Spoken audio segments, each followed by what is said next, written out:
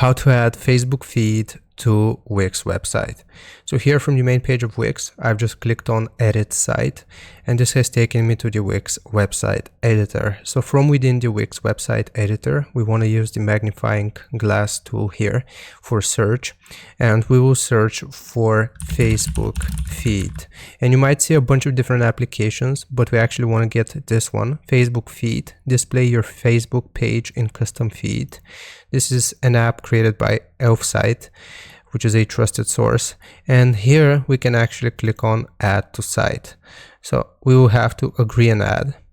And I'll show you how we can set this up as well. So it's fairly simple. It looks like this, and we want to drag and drop it so we adjust it to our liking. And once we left click on it, then you will see settings here. So we want to click on settings, and it will actually ask us to showcase our Facebook page on your site and grow your community. So we have to click on connect to page, and then right here we will just click on connect to Facebook. And after we click on connect to Facebook, then we will link our Facebook, and it will automatically transfer over our Facebook feed to our Wix website. So I hope this helps you out. Leave a like and sub, and I'll see you next time.